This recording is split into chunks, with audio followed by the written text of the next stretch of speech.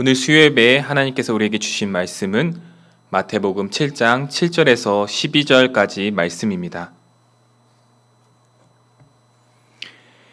구하라 그리하면 너희에게 주실 것이요 찾으라 그리하면 찾아낼 것이요 문을 두드리라 그리하면 너희에게 열릴 것이니 구하는 이마다 받을 것이요 찾는 이는 찾아낼 것이요 두드리는 이에게는 열릴 것이니라. 너희 중에 누가 아들이 떡을 달라 하는데 돌을 주며 생선을 달라 하는데 뱀을 줄 사람이 있겠느냐? 너희가 악한 자라도 좋은 것으로 자식에게 줄 줄 알거든. 하물며 하늘에 계신 너희 아버지께서 구하는 자에게 좋은 것으로 주시지 않겠느냐? 그러므로 무엇이든지 남에게 대접을 받고자 하는 대로 너희도 남을 대접하라. 이것이 율법이요 선지자니라. 아멘. 이 시간 구할 수 있는 자라는 제목으로 하나님의 말씀 전하도록 하겠습니다. 여러분은 기도에 대해서 어떻게 생각하십니까? 혹시 우리가 기도를 하면 그 모든 것이 다 이루어진다고 생각하시는 분 있으십니까? 기도를 잘 하지 않는 젊은 사람들에게 물었다고 합니다. 왜 기도를 안 하십니까? 대부분의 이유는 어차피 기도하면 이루어지지 않으니까요. 이렇게 대답을 했다고 합니다. 우리는 이것처럼 어차피 기도하면 응답되지 않는다. 여기까지는 아니지만 모든 기도가 다 우리가 하는 모든 기도가 이루어진다고 생각하지는 않는 것 같습니다. 왜 기도가 응답이 되지 않습니까? 라는 질문에 많은 사람들은 오늘 예수님께서 하신 마태복음 7장 말씀을 대답으로 내놓습니다. 7절, 8절 한번 오늘 말씀 읽어보도록 하겠습니다. 구하라 그리하면 너희에게 주실 것이요 찾으라 그리하면 찾아낼 것이요 문을 두드리라 그리하면 너희에게 열릴 것이니 구하는 이마다 받을 것이요 찾는 이는 찾아낼 것이요 두드리는 이에게는 열릴 것이니라. 이 두 구절만 놓고 보면요, 예수님께서 우리가 기도 응답 받지 못하는 이유에 대해서 구하지 않아서라고 말씀하시는 것 같습니다. 찾지 않아서, 두드리지 않아서 기도 응답을 받지 못하는 것이라고 대답하시는 것 같습니다. 그러나 우리 모두는 구하고 찾고 두드리는 기도를 해보지 않은 사람은 없을 것입니다. 여러분도 다 열심히 구하고 찾고 두드리는 기도를 한 번쯤은 올리셨을 것입니다. 그런데 여기 원어적 의미로 볼 때 구하는 것은요, 마치 아이가 아버지에게 나아갈 때 간절한 부탁을 하기 위해 겸손과 예의를 갖추면서 나가는 것을 의미합니다. 현대 부모와 자녀 관계에서 이러한 일은 잘 벌어지지 않지만 예의를 갖추는 그러한 아이들은 요즘에는 많이 없지만 고대 이스라엘에서는요, 이 부탁을 하기 위해 부모님께 부탁을 하기 위해 엄청나게 겸손한 자세와 의식을 필요로 했습니다. 그러나 지금은 그렇지 않죠. 그래도 지금 결혼 승낙 받을 때 예의를 갖추고 나아가는 그러한 사위들을 보면은 지금도 그러한 모습이 존중과 예의와 존경과 이러한 모습이 조금 남아있긴 한 것 같습니다. 마치 이런 것과 같다는 것이죠. 구하는 것은 이렇게 겸손과 예의를 갖추면서 나아가는 것을 말합니다. 찾는다는 것은요, 하나님의 뜻을 추구하는 책임 있는 행동을 말합니다. 우리는 돈이 땅에서 나오기를 기도하지 않습니다. 우리는 좋은 직장이 구해질 수 있도록 기도만 하지는 않습니다. 우리는 좋은 집을 찾기 위해서 부동산을 찾아다니면서 기도를 하겠죠. 또 좋은 직장을 얻기 위해서 취업활동, 구직활동을 하면서 기도를 할 것입니다. 두드리는 것은요, 구하고 찾는 일에 인내를 가지면서 하는 것을 말합니다. 마치 마트에서 사고 싶은 것이 있었는데 그것을 세일하기를 기다리는 것처럼 간절히 기다리며 매일매일 기다리며 그것을 마트 전단지를 찾는 것, 이것이 바로 두드리는 것의 의미라는 것입니다. 그러면서 우리가 매일매일 하나님 앞에 구하고 찾고 두드리며 기도해야 된다는 것을 예수님께서 말하고 있는 것이죠. 그런데 예수님께서는 이 구절에 이어서 갑자기 한 아버지와 한 아들의 비유를 이야기하십니다. 9절 10절 한번 읽어보겠습니다. 너희 중에 누가 아들이 떡을 달라 하는데 돌을 주며 생선을 달라 하는데 뱀을 줄 사람이 있겠느냐. 여기서 떡과 생선은 이스라엘의 주식이죠. 옛날 이스라엘 떡은요, 돌과 같았다고 합니다. 얼핏 보면 이게 돌인지 떡인지 잘 구분이 안 간다고 합니다. 또한 생선과 뱀은요, 약간 공통점이 있습니다. 둘 다 비늘이 있죠. 그래서 바구니에 넣고 그것을 보여주면은 생선인지 뱀인지 구분이 안 갈 때가 있습니다.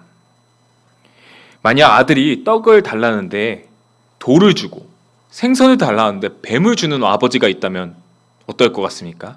장난기가 많은 아버지일 수도 있겠죠.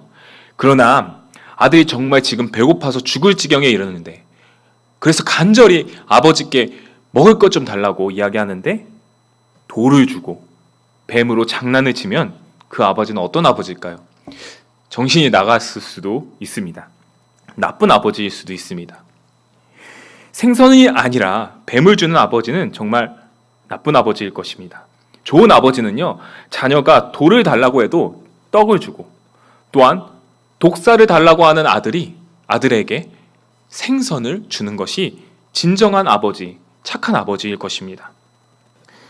11절에 이렇게 이야기하고 있습니다. 너희가 악한 자라도 좋은 것으로 자식에게 줄 알거든 하물며 하늘에 계신 너희 아버지께서 구하는 자에게 좋은 것으로 주시지 않겠느냐. 이 구절에서 우리는 하물며라는 용법을 살펴볼 수 있습니다. 예수님께서 자주 사용하시는 말씀인데요. 들의 백합화를 보라, 들풀을 보라, 하물며 너희일까 보냐. 하나님께서 너희를 입히시지 않느냐. 이렇게 말씀하시는 것을 보면은 어떤 보편적인 결론을 통하여 더 자명한 결론을 도출하는 것을 말하는데요. 쉽게 말하면 이것입니다. 밥 먹듯이 사기치는 사람이 있고, 또 매번 범죄를 일으키는, 그리고 나쁜 정책을 하는 그러한 정치인들도 자기 자식에게는 좋은 것을 먹이며 좋은 대학, 좋은 유학을 보내고 또 좋은 집을 마련해 주지 않겠습니까? 하물며 하나님께서 정말 사랑하시는 저와 여러분에게 하나님께서 기도를 들어주시지 않겠습니까? 작은 소리에도 귀 기울이실 것입니다. 또한 우리의 필요를 모두 다 미리 아시고 그것을 주시려고 하시는 아버지일 것입니다. 그러므로 예수님께서는 이 아버지와 아들 비유를 통해 우리에게 말씀하시고자 하는 것은, 너희는 기도할 때 그 하나님이 나쁜 하나님인지 착한 하나님인지 그런 걸 생각하지 말고 그 하나님의 선하심을 의심하지 말라는 내용으로 이 말씀을 하고 있는 것입니다. 그러므로 예수님께서는 지금 기도의 가장 기본 자세가 무엇이냐면, 기도가 이루어지냐 안 이루어지냐 이것이 문제가 아니라 나를 사랑하시고 좋은 것을 주시기 원하시는 그 하나님이 나의 기도를 듣고 계신다는 그 신뢰, 믿음, 그것을 믿으며 또한 그 하나님의 선하심을 의심하지 말고 매일매일 기도하라는 그러한 의미로 이 말씀을 우리에게 말하고 있는 것입니다. 12절 한번 읽어보도록 하겠습니다. 그러므로 무엇이든지 남에게 대접을 받고자 하는 대로 너희도 남을 대접하라. 이것이 율법이요 선지자니라. 오늘 예수님께서는 그러므로라는 단어를 통하여 오늘 말씀의 결론을 맺고 계시는데요. 대접받고 싶은 대로 대접하라. 왠지 오늘 구하라, 찾으라, 두드리라 이 말씀과는 잘 맞지 않는 것 같습니다. 이 구절은요, 초대 시절부터 황금률이라는 별명을 가지고 일반 사람들에게도 많이 사용되던 격언입니다. 그러나 오늘 예수님께서 말씀하신 이 말씀은요, 그러한 세상의 기브 앤 테이크 개념이 아닙니다. 그러므로라는 구절은 아까 말한 구할 수 있고 찾을 수 있고 문 두드릴 수 있는 선하신 좋으신 아버지가 있다는 사실을 이어서 설명하고 있는 본문입니다. 그러므로 그 하나님께 귀한 대접을 받고 있고 그 선하신 하나님을 아버지로 모실 수 있고 그 하나님의 자녀인 우리 그리스도인들은 그 하나님의 선하심을 닮아가며 또한 모든 사람 가운데 그 하나님의 선하심을 흘려보낼 줄 아는 그런 사람이 되어야 된다는 것이죠. 하나님께 귀한 대접을 받았으니 하나님을 닮은 너희도 그 하나님의 선하심을 세상에 드러내라 라면서 기도하라는 것입니다. 예수님 당시 유대인들은요, 남들에게 잘 보이려는 그런 잘못된 기도를 올리고 있었습니다. 넓은 광장에서 자신의 의로움을 드러내기 위하여 기도를 올리며 또 그 기도 내용은 자신의 욕심을 위한 기도 내용이 많았습니다. 또한 당시 유대인들은 잘못된 선민 사상에 빠져 있어서 오직 유대인들만 구원받을 수 있고 다른 이방인들은 다 지옥의 땔감에 불과하다라는 생각을 했습니다. 그들은 율법의 핵심인 하나님 사랑, 이웃 사랑을 이해하지 못했습니다. 온 민족을 향한 하나님의 마음을 이해하지 못했습니다.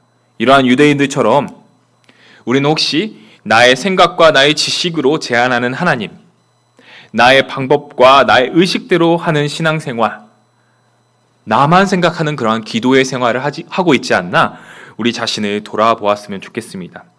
기도를 해도 내 사업, 기도를 해도 내 가족, 내 욕심, 그것은 하나도 빠짐없이 기도를 하면서 하나님께서 맺어주신 교회 가족과 지금 코로나로 인하여 힘들어하고 있는 국민들, 그러한 사람들을 위해, 이웃들을 위해 기도하지 않는 모습 우리에게 있다면 다시 한번 돌이켜야 될 것입니다. 말씀을 맺도록 하겠습니다.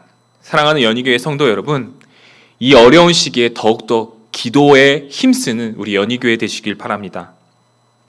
그러나 이 예수님의 말씀은 꼭 기억하시기 바랍니다. 기도는 우리의 소원을 성취하는 도구가 아닙니다. 기도할 때 하나님께서는 우리가 돌을 원해도 떡을 주실 것입니다. 뱀을 원해도 더 좋은 생선을 주실 것입니다. 우리는 날마다 구하고 찾고 두드리는 이 기도를 통하여 하나님이 얼마나 선하시고 좋으시고 우리를 얼마나 사랑하시는지 알아가게 될 것입니다. 또한 우리는 하나님이 내 편이 되어달라는 기도를 올려서는 안 될 것입니다. 우리가 하나님 편이 되어달라고 기도를 올려야 할 것입니다. 그것이 무엇이에요? 하나님을 닮아갈 수 있도록 도와달라는 기도입니다. 날마다 그 하나님의 선하심을 닮아가며 그 하나님의 선하심을 드러내는 내가 되게 해달라고, 그러나 우리 교회가 되게 해달라고 기도하는 여러분 되었으면 좋겠습니다. 100년도 더 된 이야기지만 한국교회는 평양에서 시작된 기도 부흥회로 뜨거운 부흥을 맛보았습니다. 지금 우리는 모일 수 없는 상황입니다. 그때처럼 우리는 모여서 뜨겁게 기도할 수 없는 상황입니다. 그런데요, 지금도 우리는 기도할 수 있습니다. 우리는 구할 수 있는 자입니다. 하나님께서는 여러분의 기도를 지금도 듣고 계십니다.